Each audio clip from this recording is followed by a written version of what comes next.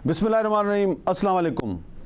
लाहौर से एक दफ़ा फिर कैपिटल टॉक के साथ मैं आपकी खिदमत में हाज़िर हूँ और आज हमने लाहौर में कुछ ऐसे मेहमानों को दावत दी है जो कि 8 फरवरी के इलेक्शन में हिस्सा ले रहे हैं। उनका ताल्लुक़ मुख्तलिफ़ सियासी जमातों के साथ है, लेकिन इन हमारे जो मेहमानों में एक कॉमन चीज़ है वो ये है कि ये नए चेहरे हैं। हमने आज जो रवायती पुराने चेहरे हैं उनको दावत नहीं दी। उनके साथ तो आप रोज़ किसी न किसी टॉक शो में गुफ्तगू सुनते हैं, लेकिन आज हमने कुछ ऐसे मेहमानों को दावत दी है जो बहुत कम आपको टीवी चैनल्स पर नज़र आते हैं, लेकिन ताल्लुक़ उनका जो है वो मेजर पॉलिटिकल पार्टीज़ के साथ है। और इनसे हम पूछेंगे कि पाकिस्तान की सियासत में नए चेहरों की ज़रूरत है या नहीं है। और इससे भी जो ज़्यादा अहम सवाल है वो ये है कि क्या अब पाकिस्तान में जो नज़रियाती सियासत का दौर है ये ख़त्म हो चुका है? क्या अब इक़्तिदार की सियासत हो रही है, पावर पॉलिटिक्स हो रही है, पैसे की सियासत हो रही है? जिसके पास बहुत ज़्यादा पैसे नहीं है वो क्या इलेक्शन लड़ सकता है या नहीं लड़ सकता? तो मैं मेहमानों का तारुफ करवाऊँगा। हमारे साथ मौजूद हैं मोहतरमा सबा दीवान साहबा, पाकिस्तान तहरीक इंसाफ की कैंडिडेट हैं PP 148 लाहौर से जी। उनके साथ हैं मोहतरमा डॉक्टर ज़ेबा वड़ाइच साहबा, जमात इस्लामी से उनका ताल्लुक़ है और वो उम्मीदवार हैं NA 122 लाहौर से, जनरल सीट पर इलेक्शन लड़ रही हैं। पहली दफ़ा जमात इस्लामी ने लाहौर से जनरल सीट पर किसी खातून को अपनी पार्टी का टिकट दिया है। हमारे साथ मौजूद हैं जनाब फैसल अयूब खोकर साहब, मुस्लिम लीग नून के कैंडिडेट हैं, PP 168 से, बहुत पढ़े लिखे नौजवान हैं, यूनिवर्सिटी ऑफ टोरंटो से बिज़नेस मैनेजमेंट में इन्होंने तालीम हासिल की है। और हमारे साथ मौजूद हैं डॉक्टर अम्मार अली जान साहब जो कि लाहौर के हल्का PP 160 से कैंडिडेट हैं, हकूक़ खलक पार्टी जो है वो उसके उम्मीदवार हैं। और अहम चीज़ ये है कि अमेरिका से तालीम हासिल करके पाकिस्तान वापस आए और लाहौर की एक यूनिवर्सिटी में पढ़ाते थे, फिर इन पर बगावत का मुकदमा बना दिया गया, जिसके बाद ये सियासत में आ गए। तो गुफ्तगू का आगाज़ करते हैं फैसल अयूब खोकर साहब जी सर। ये बताएं कि बज़ाहिर तो आप एक न्यू फेस हैं, आप एक नया चेहरा हैं, तो आपको लग रहा है कि जो हमारी सियासत है उसमें जो नए चेहरे हैं उनको अवाम की तरफ से कबूलियत बख्शी जाएगी? जी बिस्मिल्लाहिर्रहमानिर्रहीम। मेरे ख्याल में जी जो आप किसी भी जमात में देखें और किसी भी कॉन्स्टिट्यूंसी में देखें, इस टाइम मैं समझ रहा हूँ कि जो 2024 का इलेक्शन है, लोग चाह ही नहीं चेहरे ज़्यादा चाह रहे हैं। जो पब्लिक का रिस्पॉन्स है, I think 2013 was a start कि जब नए चेहरे आने थोड़े थोड़े स्टार्ट हुए थे। 18 में बेहतरी आई और 2024 के जो इलेक्शन है तकरीबन आधे 45 to 50% मैं देख रहा हूँ कि नए चेहरे आ रहे हैं, जो कि मैं देख रहा हूँ कि एक बहुत खुशाइन चीज़ है, चाहे वो किसी भी जमात से है। और मैं देख रहा हूँ कि लोग वेलकम भी कर रहे हैं, लोग शायद एक चेंज देखना भी चाह रहे हैं। लोग यंग जनरेशन ज़रा एनर्जेटिक भी होती है, और अगर मेरे ख्याल में सिर्फ यंग जनरेशन, इसके साथ साथ पढ़ी लिखी भी ज़्यादा आ रही है, उनमें आपस में बर्दाश्त भी ज़्यादा आ रहा है। This is something positive from all the parties, तो जो मैं देख रहा हूँ तो जी पब्लिक एक्सेप्ट कर रही है, बिल्कुल कर रही है। अच्छा, हमारे प्रोग्राम में आज 2 ख़वातीन हैं जो जनरल सीट पे इलेक्शन लड़ रही हैं, और इस दफ़ा जो हमारा जो 8 फरवरी को जो इलेक्शन होने वाला है इसमें ख़वातीन बड़ी तादाद में जनरल सीट पर इलेक्शन लड़ रही हैं। और जो कुल वोटर्स हैं उनकी तादाद 12 करोड़ 85 लाख है, मर्द वोटर्स की तादाद 6 करोड़ 92 लाख से ज़्यादा है, और ख़वातीन वोटर्स की तादाद जो है वो 5 करोड़ 93 लाख से भी ज़्यादा है। यानी कि 53% जो हैं वो मर्द वोटर हैं और 46% ख़वातीन वोटर्स हैं। तो सबा दीवान साहबा, आप तहरीक इंसाफ की तरफ से इलेक्शन में हिस्सा ले रही हैं, तो आपने अपनी कैंपेन का आगाज़ कर दिया है, तो आज जब आप लोगों में गईं तो आपको क्या रिस्पांस मिला? बिस्मिल्लाहिर्रहमानिर्रहीम। इय्याका नअबुदु व इय्याका नस्तईन। रब्बुल इज़्ज़त तेरी ही इबादत करते हैं और तुझी से मदद चाहते हैं।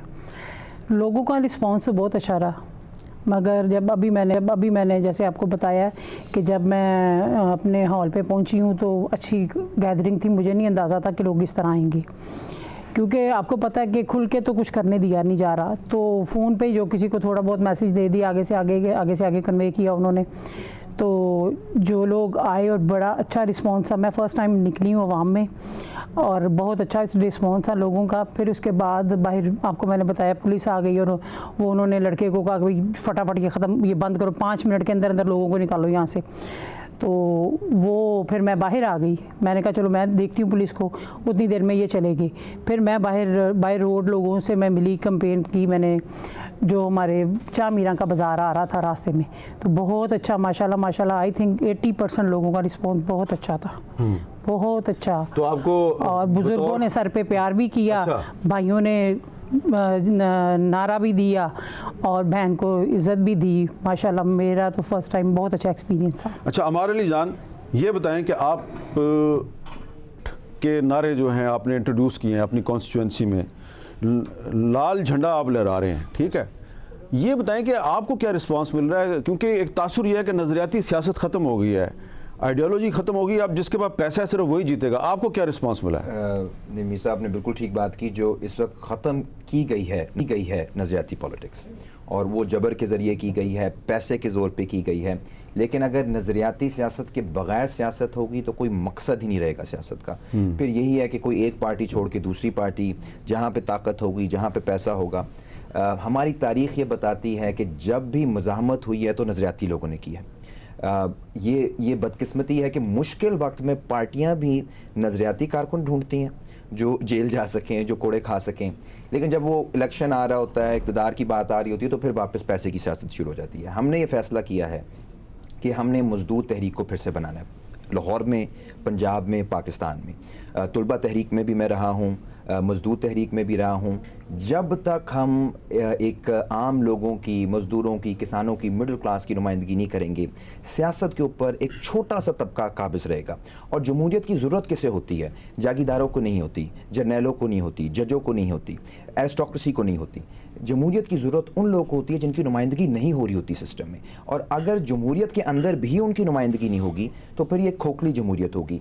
हमने बिल्कुल नज़रियाती सियासत इंट्रोड्यूस कराई है, और मुझे तो बहुत खुशी मिल रही है कि लोग वाकई जिस तरह रिस्पांस दे रहे हैं। आप भी कभी आए हल्के में, लोग कह रहे हैं कि ये बातें हमने नहीं सुनी, पानी के मसले पे, गैस के मसले पे, मज़दूरों के हकूक़ के ऊपर, यहाँ तक कि हम तालीम के ऊपर तक बात नहीं होती। जहाँ से आप इलेक्शन लड़ रहे हैं वहीं से बिलावल भुट्टो ज़रदारी साहब भी इलेक्शन लड़ रहे हैं। बिल्कुल लड़ रहे हैं। तो वो तो कह रहे हैं कि मैं 300 यूनिट बिजली मुफ्त दूंगा। वो इस वक्त जो कुछ दे रहे हैं वो भी शायद आपके पास रिपोर्ट्स आ रही हों, जो हवा बना रहे हैं, जिस तरह से वो इलेक्शन लड़ रहे हैं।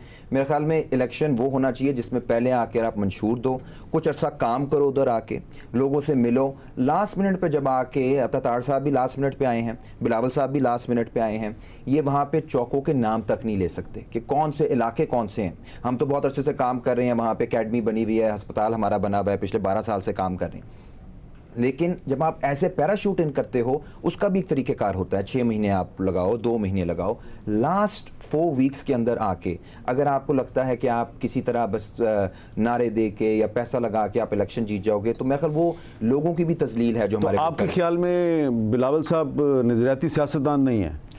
देखिए, नज़रियाती सियासतदान वो होता है जो उसका मौक़िफ़ अपोजिशन में होता है। वही मौक़िफ़ तब भी हो जब डील हो चुकी हो। एक डील की बुनियाद पे आपको अपना मौक़िफ़ नहीं। तो अब क्यों फिक्र हैं? जी, तो एक सवाल आपसे बनता है, अगर आप बुरा ना बनाएं। जी जी, आपके वालिद साहब तो अभी तक पीपल्स पार्टी में हैं। बिल्कुल हैं। और वो देखिए, मैं जो कुछ भी अपने वालिद साहब, वालिदैन की तरफ से हूँ, लेकिन मैं समझता हूँ मैंने अपना रास्ता खुद उसका तयन करना है। और सुन्नत इब्राहिमी भी यही है। हमने खुद फैसला किया। मैं अपनी फैमिली से बहुत मोहब्बत करता हूँ। उन्होंने एक फ़ैसला किया हुआ है। उन्होंने 80 की दहाई में, आप जानते हैं, मेरे वालिद साहब ने मारे भी खाई, मिलिट्री कोर्ट्स में उनके ट्रायल भी है। उनकी एक इमोशनल वाबस्तगी है पीपल्स पार्टी से। लेकिन जब तक मुझे ये नज़रिया नहीं पता चलेगा कि हमने जागीरदारी का क्या करना है, इस सिस्टम के ख़िलाफ़ कैसे हमने लड़ना है, वो बयानिया ही नहीं आएगा, तब तक मैं उस पार्टी को मैं नहीं ज्वाइन कर सकता। मुश्किल रास्ता हमने चुना है, लेकिन यही रास्ता है, इसी रास्ते पे चल के इंशाल्लाह जीतेंगे। अच्छा, डॉक्टर ज़िबा वड़ाई साहबा, सबसे पहले आप ये बताएं कि आप जब जमात इस्लामी की कैंडिडेट बन के आपने कैंपेन शुरू की, आप लोगों में गई,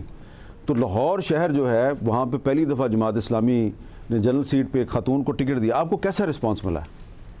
असल बात है कि जिस कॉन्स्टिट्यूंसी में मुझे नॉमिनेट किया गया है कि पिछले 20 सालों से मेरा हल्का दर्स है। अच्छा। और इसमें अल्लाह के करम से मेरा बहुत दावती, मैं by profession I am a gynaecologist. अच्छा। और मैंने अपना profession basically for the spreading of the message of Quran जो है वो मैंने उसको, वो पेशेंट्स की मैनेजमेंट तो कर रही हूँ, लेकिन ये कि इसको मैंने बेसिकली इस काम के लिए अपना वक्फ किया। और अपने इस सर्कल में मेरा बेसिकली ये जो हमारी कॉन्स्टिट्यूंसी है ये पढ़े लिखे तबके की और ये एलीट और ये इंटेलिजेंशिया की एक इलाका है। बेसिकली अगर आप देखें डिफेंस का, कैंट का, तो ये वो सारे पढ़े लिखे लोग और इंटेलिजेंशिया के लोग हैं। और यहाँ पर आज पढ़े लिखे अफराद की पजीराई है। और हमारा मुल्क कलमा तैयबा के नाम पर लिया गया था, कुरान से मोहब्बत भी है और कुरान पहुँचाने वालों की मोहब्बत भी हमारे माशरे में तो मौजूद है। आपका क्या ख्याल है कि नज़रियाती सियासत ख़त्म हो गई है या अभी बरकरार है? देखिए जी, नज़रियाती सियासत की बात ही नहीं है, ये खित्ता ही कलमा तैयबा के नाम पर लिया गया था। ये नज़रिया नहीं है, ये हमारा ज़ाब्ता हयात है, ये हमारा कोड ऑफ लाइफ है। और इसकी दावत पर जब बात की जाती है तो मेरा वो मुल्क जिसके एक एक ट्रक और एक एक बस के पीछे लिखा है कि नबी सल्लल्लाहु अलैहि वसल्लम के लिए तो अपनी जान भी कुर्बान है, तो ये गुलामान मुस्तफ़ा सल्लल्लाहु अलैहि वसल्लम की पजीराई मेरे माशरे में रहेगी, है और मौजूद है अल्हम्दुलिल्लाह। अच्छा, आपका क्या ख्याल है सबा दीवान साहबा कि नज़रियाती सियासत अभी है? लोग आपको नज़रियाती बुनियाद पे वोट देंगे या वो देखेंगे कि जो जीत रहा है, जिसकी हुकूमत आ रही है, उसी को वोट देना? देखें हामिद मीर साहब, हमारा जो जिस पार्टी से मैं लड़ी हूँ ना, वो एक नज़रिया है। उसको आप ये नहीं कह सकते कि वो नज़रियाती इस लिहाज से है कि एक ने कहा, दूसरे ने कहा, तीसरे ने कहा, इस पर चलते चलते चलते आगे बढ़ गई। नहीं, ये खान साहब ने हमको एक विज़न दे दिया हुआ है और खान साहब का काम अब ख़त्म है। अब ये हम लोगों का काम है उस विज़न के मुताबिक अपने आप को लेके चलें। तो मेरे ख्याल में तो मुझे नहीं लगता कि ये नज़रियाती इस लिहाज से कि किसी को हम किसी का पहले देखेंगे। हमारे फादर, मेरे अब्बू, मेरे वालिद साहब जो थे वो पहले पीपल्स पार्टी में थे, मेरे हस्बैंड खुद पीपल्स पार्टी में थे। अपने हस्बैंड को मैं और मेरे बच्चे मोटिवेट करके तो इधर लेके आए थे पीटीआई में। और ये आई थिंक तकरीबन 2015 जी 2015 की बात है। और इमरान खान साहब हमारे घर आए थे तब फर्स्ट टाइम में, जब मेरे हस्बैंड ने पार्टी ज्वाइन की। आपने और आपके बच्चों ने अपने जो दीवान मोयुद्दीन साहब हैं उनको किस बुनियाद पे कहा कि पीपल्स पार्टी छोड़ के तो पीटीआई में आ जाओ? क्या चीज़ आपको पीटीआई की क्या चीज़ पसंद आई? पीटीआई की चीज़ आप इमरान खान का नज़रिया पसंद आया हमें। इमरान खान की जो बातें हैं वो लोगों के दिलों में घर कर गई, मेरे बच्चों के दिलों में घर कर गई। इमरान खान, तब मेरे हस्बैंड जो थे असम्बली के मेंबर थे, आज़ाद कश्मीर असम्बली के, अभी भी हैं, तो इनको तब वो भी थे पीएम के एडवाइज़र, वो भी थे। तो मेरे बच्चों ने ख़ुसूसन अपने बाप से, यानी इस बात से उनको किया कि आपके लिए ये जिस पार्टी में आप जा रहे हैं वो सियासत देखें। और मेरे हस्बैंड जब पीटीआई में जब ये नून लीग और पीपल्स पार्टी का जो इनका कंबाइन है ना, इकट्ठा अभी उनका मिलके लड़े हैं, वो इनका जो आपस में कंबाइन है ना, वो मेरे बच्चे और मेरे हस्बैंड कहते थे। जब आई थिंक 2018 में या 15 में इलेक्शन जो हुआ ना आज़ाद कश्मीर का, 5 साल हामिद मीर साहब इस सीट का इलेक्शन नहीं हुआ, 5 साल ये सीट खाली रही असम्बली में। जब भी वो आज़ाद कश्मीर से वो कहते थे कि ये इलेक्शन करवाई सीट पे, तो यहाँ से कहते थे जी लॉ एंड ऑर्डर की ना वो हालतें सही, सूरत हाल ठीक नहीं है। ठीक है। अच्छा खोकर साहब, आपसे मेरा ये सवाल है जी सर कि ये क्या बात दुरुस्त है कि ये अब सिर्फ पावर पॉलिटिक्स होती है, नज़रिए की सियासत ख़त्म हो गई है? सर मेरे ख्याल में देखें, आजकल तो बड़ों के दूर की बात, आजकल तो जो बच्चे हैं ना वो भी आपसे सवाल करते हैं। Time has changed. आजकल तो बाहर का एहतसाब बाद में होता है, आपके अपने घर में ही जो बच्चे हैं ना वो स्कूल्स में जाते हैं, सबसे पहले तो वही आपके एहतसाब कर लेते हैं। तो पावर पॉलिटिक्स से ज़्यादा तो मेरे ख्याल में आप इस टाइम नज़रिए की पॉलिटिक्स हो रही है, इस टाइम घर घर की पॉलिटिक्स हो रही है। आपका बच्चे ही आप घर से निकले हैं तो वो आपकी एक्टिविटी देखते हैं, सबसे पहले वही पूछ लेते हैं बाबा वाई नवाज शरीफ। तो you have to explain him, you can not just कि नहीं बेटा लकीर के फ़कीर हैं। दे वांट आंसर्स, जैसे पब्लिक आंसर मांगती है, आजकल तो बच्चा भी आंसर्स मांगता है और उनको बताना पड़ता है, उनको शाउर करना पड़ता है। हर किसी की मैडम साहबा हैं, अली जान साहब हैं, आप सब हैं, इनका अपना अपना नज़रिया, अपनी अपनी जमात है, लेकिन पब्लिक डिसाइड करती है, और मेरे ख्याल में पावर पॉलिटिक्स किसी किसी कॉन्स्टिट्यूंसी में होता होगा, लेकिन as far as Lahore is concerned, Lahore में कोई इस टाइम बरादरिज़म भी नहीं है, मेरी नज़र में पावर पॉलिटिक्स भी नहीं है। इस टाइम जमातों के वोट हैं, इस टाइम वर्किंग के वोट है, परफॉर्मेंस के वोट हैं। लाहौर में बहुत ज़्यादा चीज़ें इस टाइम वेरी करती हैं। इस टाइम तो अब एक जमात जिसको कहना कि पहले तो सुनते थे ना फलानी जमात ने खंबे को भी टिकट जीतेगा, अब वो सियासत नहीं रहेगी। 2024 में आप बहुत ज़्यादा डिफरेंस देखेंगे। आप देखेंगे कि जिसने अपना हल्का संभाला, जो 5 साल लोगों के बीच में रहा, पावर पॉलिटिक्स तो तब बना जब लोग दबका लगाया और लोग चुप हो गए। आप कौन से लोग, आप कौन सा ज़माना है? आप तो उनको पता है कि हमने 5 साल बाद। तो आप ये एडमिट करते हैं कि 8 फरवरी को लोग डर और खौफ के तमाम जो रुकावटें हैं उनको तोड़ के वोट डालेंगे और अपनी मर्ज़ी से वोट डालेंगे? एब्सोल्युटली, मैं ये बात को एग्री करता हूँ कि ये जो 2024 का इलेक्शन आ रहा है ना, आप बैलेट बॉक्स के बाहर तक जो मर्जी उनसे मर्जियाँ करवाएं, जब बैलेट बॉक्स के अंदर वोट डलता है ना तो उनकी मर्जी चलती है। वो अपना गुस्सा 5 साल का निकालता है, वो अपने हल्के का निकाले, अपने उम्मीदवार का निकाले, अपने लीडर का निकाले, वो आप बक्से को नहीं चेंज कर सकते। ठीक है, इट मैटर्स। हमारी मैं यहाँ थोड़ी सी बात कहूँगी मीर साहब, ये जो ये कह रहे हैं ना बक्से को चेंज नहीं कर सकते। दीवान साहब का इलेक्शन आई थिंक 14 में था, जो दीवान साहब ने जब हम सुबह पहुँचे ना पोलिंग स्टेशंस पे, 700 वोट बक्से के अंदर मौजूद था और 800 की सीरियल शुरू हो रही थी। तो मेरी जो बच्ची जब हमने वहाँ बिठाई हुई थी उसने हमें फ़ोन किया कि जल्दी यहाँ पे आएँ। ये तो कहते हैं कि वोटिंग हो गई है, तो मैं तो 7:30 बजे यहाँ आई हूँ, तो ये 700 वोट तो बैलेट बॉक्स में मौजूद है। बात है ना, अब तो ऐसे नहीं होगा। मगर मैं आपको एक और नहीं, अब देखें, हमें निकलने की इजाज़त नहीं है। कैसे लोगों के पास मैं जाऊँ, क्या कैसे मांगूँ लोगों से वोट? कल थोड़ा सा लोगों को मोटिवेट करने की कोशिश की है। सुबह 4 बजे मेरे वालिद साहब को घर से उठा लिया। मेरे वालिद साहब 80 साल के बुजुर्ग हैं। आप ये सोचें कि जब ठठरती सर्दी में उस बुजुर्ग को खानी में 40 बंदों ने रेड की मेरे वालिद साहब के घर पे, और दीवारें फांद के उनके घर के अंदर गए हैं, और जो भी मोबाइल्स बच्चों के, मेरी भाभियों के हाथों से छीन के मोबाइल्स, ये क्या है? अच्छा, क्या आप इसको क्या कहते अच्छा, हैं? ये जो किताब आपके सामने पड़ी है, रूल बाय फियर, है जी, ये किताब जो है ये शाया हुई थी, रूल बाय फियर 2021 में शाया हुई थी, ठीक है ना? 2021 में हुकूमत थी इमरान खान साहब की। जी।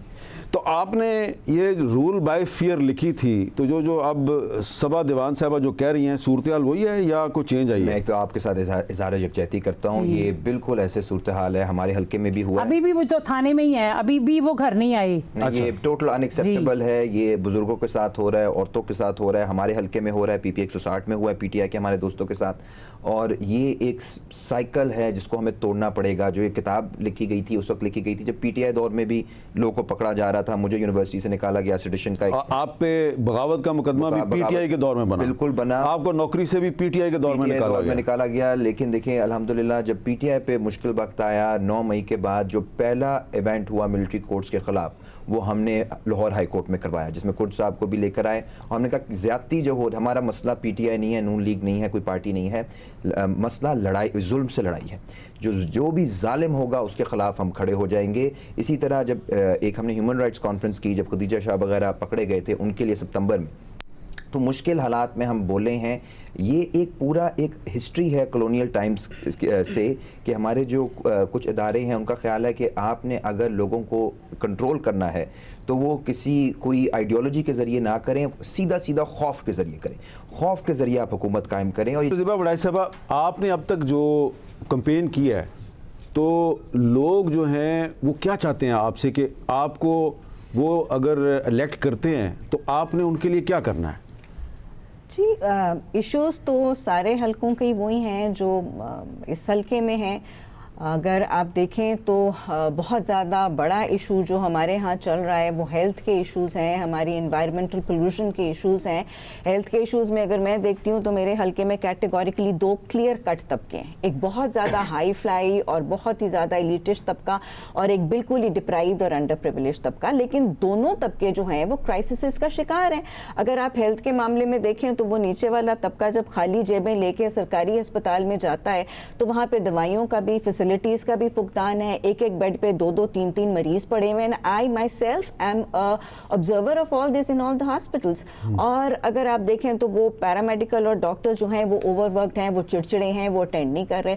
मालदार तबका जेबें भर के प्राइवेट हॉस्पिटल्स में जाता है तो वहाँ पे एक इंडस्ट्री बनी हुई है हॉस्पिटल्स, वहाँ पे आप अनवांटेड वेंटिलेटर्स पे मरीज़ डल रहे हैं, अनवांटेड सर्जरीज हो रही हैं, इमरजेंसी मरीज़ पड़ा हुआ है, जब तक उसको पैसे नहीं देंगे उसकी सर्जरी कोई नहीं करेगा। तो बेसिक इशू जो है वो ये कि आवे का आवा बिगड़ चुका है और एक वो खयानत और चोरी और लूट मार का एक ऐसा माहौल बन चुका है कि जब तक क़यादत मुत्तकी और परहेजगार लोगों की नहीं होगी, और क़यादत उन लोगों की जैसे अल्लाह कुरान में कहता है वलिमन खाफ़ा मकाम रब्बिही, अल्लाह के सामने खड़े होकर डरने वाले अफराद की क़यादत, वो जो हज़रत उमर फ़ारूक का दौर है कि वो खिलाफत की रात पे रोते हैं और कहते हैं कि उमर अगर दजला के किनारे कुत्ता भी भूखा मर गया तो तुझे उसका हिसाब देना पड़ेगा। जब तक क़यादत खौफ खुदा वाली नहीं आती तब तक हमारे मुमलिकत खुदादाद के मसाइल का हल नहीं होगा। तो वोटर जो है वो आपसे कहता है कि आपने इक़्तिदार में आके तो पाकिस्तान में शरीयत नाफिज करनी है, इस्लामी इनकलाब लेके आना है, क्या करना है? इम्प्लीमेंटेशन ऑफ कुरान आज हमारे माशरे की ख्वाहिश भी है, लेकिन वो तो हमारे आइन में लिखा हुआ है, लेकिन हमने नहीं किया। बस वही आइन जिन लोगों ने बनाया उसमें आपकी पार्टी के बुजुर्ग भी शामिल थे। जी आप देखें कि आज जो सारे हवादिस, आज जो आफात, कुदरती आफात, आज जो बहरान पे बहरान और ये सब क्राइसिस आ रहे हैं, उसकी वजह भी ये है कि जो हम वादा अल्लाह से करके आए थे हम उसको भूल चुके हैं। हम उस कलमा तैयबा के वादे को भूल चुके हैं। वो सिर्फ स्लोगन नहीं था, वो सिर्फ नारा नहीं था, वो तो हमारा अल्लाह से वादा था। आप इत्तेफाक करते हैं? मैं सर इसमें एक चीज़ ऐड करूँगा सर। मेन चीज़ पता क्या है सर? मेन चीज़ ये है कि हम ना, हमारी आवाम का भी बहुत बड़ा कसूर है। हम लोग पॉलिटिक्स सिस्टम एंजॉय करते हैं टीवी के सामने या ड्राइंग रूम में या बाहर सड़कों पे भी तनकीद की। मैंने हर सियासी जमात को देखता हूँ, मेरा सबसे ज़्यादा इस टाइम कंसर्न ये है, मेरा तराज़ ये सारी जमातों से कि एक दूसरे के पास बैठे होंगे तो उनके पास एजेंडा पता क्या होगा? सिर्फ तनकीद के सियासत का। मैंने तो तनकीद नहीं किया यहाँ पर बैठ के कि 2021 में खोखर पैलेस गिराए गए थे, सिर्फ इस बात से कि ये अच्छा ख़ानदान, इनके पास मालदार हैं, हमारे घर आ दिए, हमारी बहनों के घर आ दिए। मैंने आके 2024 में ये नारा तो नहीं लगाया कि जी मेरे घर गिर गया मुझे वोट दे दो। ठीक है जी, मैं ये मानता हूँ कि तनकीद की सियासत ना करें। इस टाइम जो जमातें इस टाइम वोट मांग रही है ना, उन्होंने परफॉर्म करके दिखाया। Let the performance decide. ठीक है जी, हम लेकिन आप ये तो मानते हैं कि 2021 में जो आपके साथ हुआ, जो हमारे लिए जान के साथ हुआ, वो 2024 में किसी और के साथ नहीं होना चाहिए? सर एब्सोल्युटली किसी की जमात के साथ भी ऐसा नहीं होना चाहिए। जो भी जमहूरी जमात है उसके साथ नहीं होना चाहिए, लेकिन जो भी इंतशारी जमात है उसके बारे में पूरी पूछताछ होनी चाहिए, उनसे पूछना जाना चाहिए, चाहे वो कोई भी है, किसी भी जमात का अगर इंतशार है। आई डोंट से कि पूरी जमात अगर कोई ख़राब है। आपको इनकी मैं बात काट रही हूँ, आप 9 मई का वाक़या ले लें। 9 मई को बेगम यास्मीन राशिद मुसलसल, उनकी वीडियोज़ हैं उनकी, मुसलसल वो गाड़ी पे ये कह रही हैं कि ये दीवान साहब ये लोग हमारे नहीं, ये कहाँ से आ गए हैं लोग, वापस आओ, अंदर नहीं जाना, वापस आओ, हमारा सिर्फ यहीं तक हमने वो एहतजाज करना है, आगे नहीं जाना। पता नहीं कौन लोग थे, आगे कौन चला गया।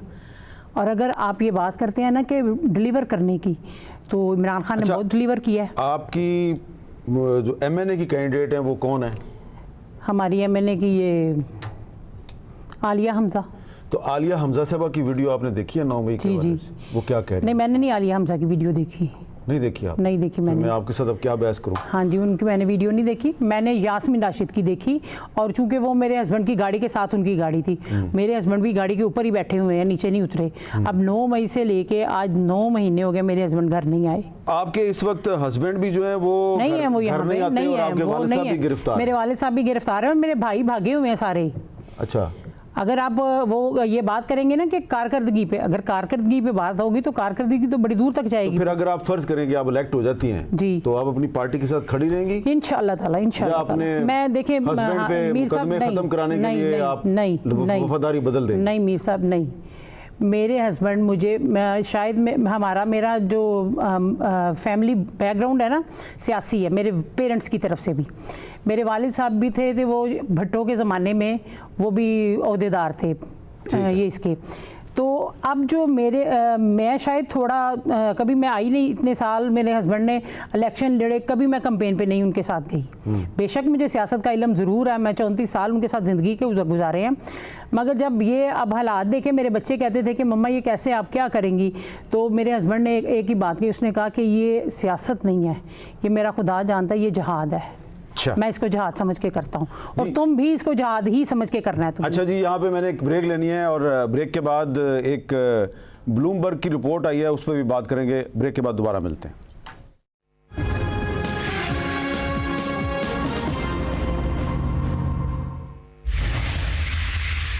कैपिटल टॉक में खुशामदेद। एक आज ही ब्लूमबर्ग की रिपोर्ट जो है वो सामने आई है और ये रिपोर्ट जो है ये कहती है कि गुज़श्ता 3 दहाइयों के दौरान नवाज़ शरीफ ने दीगर सियासी मुखालफिन के मुकाबले पर बेहतरीन अंदाज में मुइशत संभाली। और इसमें यह भी कहा गया है कि एक हालिया सर्वे में जो बानी PTI हैं उनकी जो मकबूलियत है वो 57% थी, 57%, और नवाज़ शरीफ साहब की मकबूलियत थी 52%। लेकिन गुज़श्ता 6 माह में नवाज़ शरीफ साहब की मकबूलियत में 36% इजाफा हुआ है। पहले बहुत कम थी, अब बढ़ गई है। और 30 साल में सियासी मुखालफिन के मुकाबले में नवाज़ शरीफ की जो मुआशी कारकर्दगी है ये बेहतरीन है। नवाज़ शरीफ 8 फरवरी को इक़्तिदार में आने के लिए तैयार दिखाई देते हैं और बानी PTI अब भी मकबूल सियासतदान है लेकिन जेल में है। पाकिस्तान में महंगाई 30% के करीब है। पाकिस्तान इस वक्त IMF के बेल आउट पैकेज पे निसार कर रहा है। आने वाली हुकूमत को अवाम में गैर मकबूल पॉलिसियों को इख्तियार करना पड़ सकता है, ये जी कह रही है रिपोर्ट। तो इसमें मैं अमार आपसे सवाल करता हूँ कि ब्लूमबर्ग जो है वो कह रहा है जी कि नवाज़ शरीफ साहब की इकनॉमिक पॉलिसीज़ बड़ी अच्छी हैं और उनकी मकबूलियत बढ़ रही है। आप को कैंपेन में कोई इसके आसार नज़र आ रहे हैं? देखिए, एक तो बिल्कुल भी नज़र नहीं आ रहे क्योंकि इस वक्त लोग जो तंग हैं महंगाई की वजह से। हमारे इलाके की अगर मैं बात करूँ, ओवरऑल लाहौर की बात है, पानी जो है पीने के काबिल नहीं है, गैस इस वक्त नहीं आ रही। तालीमी इदारा हमारे हल्के में तो पिछले 40 सालों में एक नया सरकारी तालीमी इदारा नहीं बना और वहाँ जीना तो मुश्किल है ही, मरना भी मुश्किल है। इलाके का नाम भी तो बताएं ना। ये चुंगी अमर सद्दू, कैंची अमर सद्दू, ये सारा एरिया जो है ये तो गरीबों का इलाका, गरीबों का इलाका, इसलिए उसको लोगों ने ज़्यादा मैं उस पर तवज्जो नहीं दी। और कब्रिस्तान तक नहीं है लोगों के लिए, जो जीना तो मुश्किल है, मरना उससे ज़्यादा मुश्किल है। तो ये हालात हैं इलाके के, लेकिन ओवरऑल भी पाकिस्तान के अंदर लोग इस वक्त खुश नहीं है। ब्लूमबर्ग का अगर मैं आपको बताऊँ, मेरा तो उनसे नज़रियाती इख्तिलाफ है। उनकी पूरी जो पॉलिसी है वो IMF वाली है, फ्री मार्केट वाली, कि बस आके आपने लेबर राइट्स ख़त्म करने हैं। जिसने ज़्यादा निजकारी की, जिसने ज़्यादा फ्री ट्रेड की, यानी बाहर से चीज़ों को आने दिया, वो बंदा बेहतर है मईशत को कंट्रोल करने में। और जो लोग थोड़ी सी इसकी मुखालफत करते हैं वो शायद कोई सोशलिस्ट हैं, कोई माजी के लोग हैं, हमें ज़्यादा ओपन करना पड़ेगा। और अभी भी क्योंकि अब पाकिस्तान जो है वो 1 ट्रिलियन रुपीज़ तो सिर्फ IPPs के हमने देने हैं 2024 में। तो जो वाहिद प्लान है इनके पास वो 2 ही प्लान है। एक, वो मज़ीद निजकारी करेंगे, मज़ीद जो हमारे कौमी इदारे उनको बेचा जाएगा। दूसरा, जो UNDP की से ज़्यादा एक इंपॉर्टेंट रिपोर्ट आई थी वो ये थी कि सालाना जो पाकिस्तान में अशराफिया को मरात मिल रही हैं वो $17.4 बिलियन, यानी 2700 अरब रुपए सालाना मिल रहे हैं अशराफिया को। ये फलाही रियासत है अमीरों की और गरीबों के लिए पीछे कुछ बचता नहीं है। सोशलिज्म फॉर द रिच भी इसे कहा जा सकता है। और एंड में जो बोझ है इन अयाशियों का वो उठाना पड़ता है गरीबों के बच्चों को टैक्स के ज़रिए, महंगाई के ज़रिए। इस वक्त जिमखाना क्लब या कोई भी आप इस तरह का ले लें, वह साल की जो उसका टैक्स है, साल का 900 कनाल की जगह है, साल का टैक्स है 5000 रुपया। और एक बंदा, गरीब बंदा जो 40,000 रुपये कमा रहा है, 35,000 कमा रहा है, उसका घर का किराया सिर्फ 25,000 रुपया है। इस तरह की मईशत को अगर ब्लूमबर्ग बेहतर कह रही है तो फिर हमें ब्लूमबर्ग को भी रद्द करना चाहिए, IMF को भी, और हमें अपना कोई मुतबादल इकोनॉमिक प्लान लेकर आना पड़ेगा। जी खोकर साहब। सर, मैं तो सबसे पहले ये कहूँगा कि यकीन माने सियासतदान इस चीज़ में बड़ा मासूम है, चाहे वो किसी भी जमात से है। हर कैसे बकरी बना होता है बेचारा सियासतदान। और यकीन माने आपने अगर पकड़ना है ना, सबसे पहले आप ब्यूरोक्रेसी को पकड़ें, आप सबसे पहले जुडिशरी को पकड़ें। आपको हर चीज़ में वो ज़्यादा बेनिफिट्स लेते नज़र आएंगे। बस क्या है कि उनकी गर्दन हमारे हाथ में है। हम कहते हैं कि जब अपना इलेक्शन गुजारना है खामोश रहें। आप हर चीज़ ये देख लें कि कोई भी बेनिफिट्स हैं वो ब्यूरोक्रेसी इंजॉय करते हैं। मुझे तो ये भी नहीं पता था कि जी एक MPA की पे है, मैं समझता था बहुत ज़्यादा पे है, बड़े ज़्यादा बेनिफिट्स हैं। लेकिन आप तसव्वुर नहीं कर सकते कि इतना तो अब आम पे चल रही है। और आप कितनी पे है वैसे आपको पता है? तकरीबन मेरे ख्याल में 1.5-2 लाख के करीब पे है। अच्छा, 1.5-2 लाख पे है एमपीए की, लेकिन इलेक्शन में तो वो करोड़ों रुपए लगा देता है, वो कहाँ से आते हैं? नहीं, मेरे ख्याल में लिमिट ही सिर्फ इस टाइम 40 लाख की एमपी की है, 1 करोड़ की है, एक एमएनए की है। एक वीसा मैं आपको एक बात बता दूं, सॉरी, ये अगर आप देखें ना, जो एमपी एमएनए है किसी भी गरीब इलाके का, अपने का भी कर दूं, वो इलाकों में तो गैस नहीं, पानी नहीं, बिजली नहीं, कुछ नहीं उन्होंने, लेकिन अपनी जो हाउसिंग सोसाइटियां बनाई है ना इलेक्ट होने के बाद, वो पेरिस की तरह। अच्छा, जरा इनको बात अपनी पूरी करने दें। अच्छा, मैं इस बाबत थोड़ा ऐड कर दूं कि हम पे सबसे ज़्यादा तनकीद होता था कि यार इन्होंने ना इतने ज़्यादा इन्होंने ये सोसाइटीज़ बनाई, चीज़ें भी बनाई। अल्हम्दुलिल्लाह मैं बिजनेसमैन, सबसे ज़्यादा जो हमने अल्हम्दुलिल्लाह बिजनेस किया ना वो अपोजिशन में किया। और मैं समझता हूँ कि हमारी खुशकिस्मती है कि हम बच गए, वरना इन्होंने कहना था कि हुकूमत बनाए। थोड़ी सी आपके साथ बात आपकी फिर मैं बात काटूंगी। अब हमारी पार्टी में कुछ ऐसे मीर जाफ़र थे जो आपके साथ मिले हुए थे, उन मीर जाफ़रों की वजह से आप लोगों को हमारी वो जो आपका कारोबार था ना, उन मीर जाफ़रों की वजह से वो बढ़ता गया। मीर जाफ़र वही है जिसको इमरान खान जी, जो इमरान खान की जेबें थी, वसीम अकरम प्लस कहते थे। नहीं, जो खुद को कहते हैं कि हम इमरान खान की पॉकेट्स थी। अच्छा, हाँ, वो। अच्छा, डॉक्टर ज़ेबा साहबा, आपका क्या ख्याल है कि जी आप भी कंपेन कर रही हैं, क्या वाकई नवाज शरीफ साहब की इकोनॉमिक पॉलिसीज़ जो हैं वो बाकी जो पॉलिटिकल पार्टीज़ हैं उनसे बेहतर हैं? जी, असल बात यह है कि नताइज हमें मुल्क में नज़र आ रहे हैं। गुर्बत पहले से ज़्यादा, पर कैपिटा इनकम फॉल करती जा रही है, एजुकेशन बद से बदतर होती जा रही है। सारे के सारे निज़ाम, अगर हम ये कह दें कि चंद सड़कें बन गई और कुछ ब्रिज बन गए और कुछ फ्लाईओवर्स बन गए और मुल्क जो है वो बहुत तरक्की की तरफ चल पड़ा, तो असल बात तो ये कि हम देख रहे हैं हमारे कर्जे भी बढ़ते चले जा रहे हैं, इन्फ्लेशन जो है वो रुकने का नाम नहीं ले रही, और बाकी जो हमारे सारे माशी मामलात हैं वो हम सबके सामने हैं। ये तो अगर एक हुक्मरान के कुछ नुमाइंदे खड़े होकर कुछ दावे कर लेते हैं तो दावे का मतलब ये नहीं कि हकीकत है, और मेरा ख्याल है कि सारी कौम समझती है कि सिर्फ खाली दावे हैं, और जो फैक्ट्स एंड फिगर्स हैं उससे सारी कौम भी वाकिफ़ है और उससे हम सब भी वाकिफ़। जी, एक ब्रेक और लेते हैं और ब्रेक के बाद दोबारा मिलते हैं।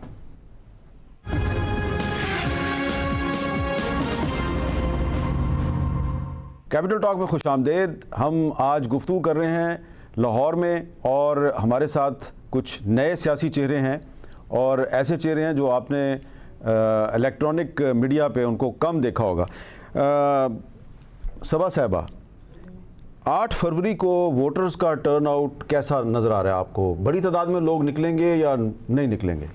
जी, मुझे उम्मीद है कि वो लोग बड़ी तादाद में निकलेंगे। वो इसलिए कि लोग ना दुबक के बैठे हुए हैं और वो वोट का इंतज़ार कर रहे हैं, क्योंकि उनके पास एक ही ये रास्ता है अपने आप को, अपनी वो कहते हैं जिसको जुनून निकालने का, अपना गुस्सा निकालने का, और एक ही रास्ता है उनका ना। अगर इलेक्शन फेयर एंड हो गए, फ्री एंड फेयर्स, जैसे कि वो हमारे वज़ीर आज़म भी कह रहे थे कि जो आजकल हैं कि भाई आपको इलेक्शन वो फ्री एंड फेयर्स इलेक्शन होंगे और आप लोगों को सबको इजाज़त है। इजाज़त तो जितनी है वो तो आपको मैंने बता ही दी है, जितनी जिस हद तक इजाज़त है हमें।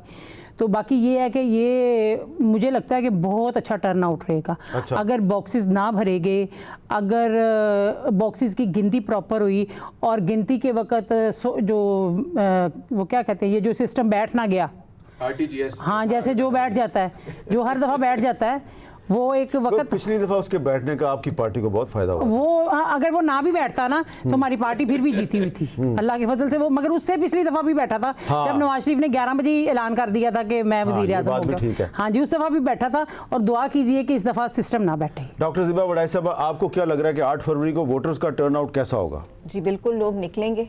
मैं तो जितना भी निकल के देख रही हूँ एक बहुत पॉजिटिव रिस्पांस है, और लोग मुतहर्रिक हैं, लोग तब्दीली चाह रहे हैं, लोग अल्लाह से दुआएं भी कर रहे हैं, और लोग भरपूर कोशिश कर रहे हैं कि मुल्क के हालात बदले, क्योंकि जिस एक्सपोनेंशियल रेट के साथ मुल्क के हालात बद से बदतर हो रहे हैं, this is, I feel they have the last chance, they want to make a final try कि so you think that this election is the last chance? अपनी कोशिश लोग बचाने की, मुल्क को बचाने की कोशिश पूरी करना चाहते हैं। आपका ख्याल है कि 8 फरवरी को आम आदमी का वोट जो है वो पाकिस्तान को स्टेबलाइज कर सकता है?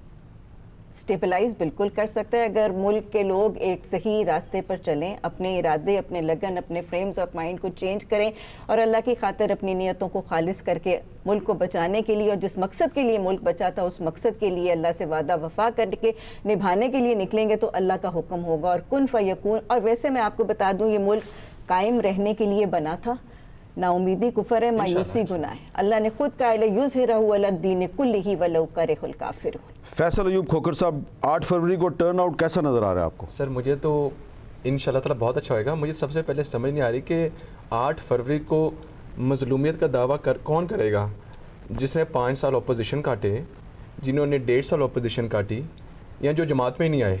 मगर 5 साल ये कह रहे हैं कि हम भी मजलूम हैं, वो कह रहे हैं वो भी मजलूम है, वो कह रहे हैं इसमें फिर बेनिफिशरी कौन था 5 साल में? ये भी तक सवाल है ना। हम कह रहे हैं कि मैं तो समझता हूं जो बेनिफिशरी थे, जो पीटीआई की हुकूमत के 5 साल में जो बेनिफिशरी थे, क्या आपके ख्याल में वो अक्सर बेनिफिशरी पीटीआई छोड़ नहीं गए? नहीं, मेरे ख्याल में तो कि बेनिफिशरी पूरी पीटीआई जमात है। देखे ना, कहते हैं कि अगर तनकीद हम पे होती है तो इनसे भी पूछा जाए कि कौन है जो पैसा करोड़ों अरबों रुपए जो यहाँ से बाहर ले गए, करोड़ों अरबों रुपए जिन्होंने तोहफे लिए, मतलब कि बेनिफिशरी हम तो नहीं रहे ना।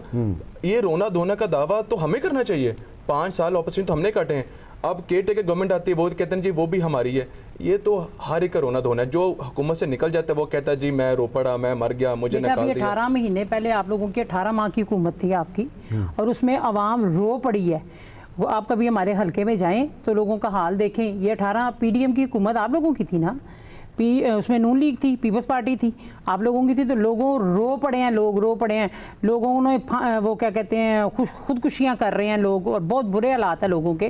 बिजली आप देख लें, इमरान खान बिजली को कहाँ छोड़ के गया था? अब 90 रुपये का यूनिट है, 90 रुपये का यूनिट है। गैस का बिल लोगों का 25 हज़ार रुपये गैस का बिल आ रहा है, कैसे अदा करेंगे? एक बंदा जो 1000, 1200, 1500 रुपये दिहाड़ी लेता है, उसने बच्चों को रोटी भी खिलानी है, स्कूल भी लेके जाना है, और पेट्रोल भी डलवाना है। पेट्रोल की हालत आपके सामने है। मेरे ख्याल में ये उस दिन से स्टार्ट हुआ है 2017, जिस दिन सुबह 11 बजे स्लाइड चली थी ना, वज़ीर आज़म नवाज शरीफ नहल, उस दिन से आज तक ये मुल्क स्टेबल ही नहीं हो पाया। दैट डे एंड टुडे 6 सालों में मुल्क स्टेबल ही नहीं हो पाया।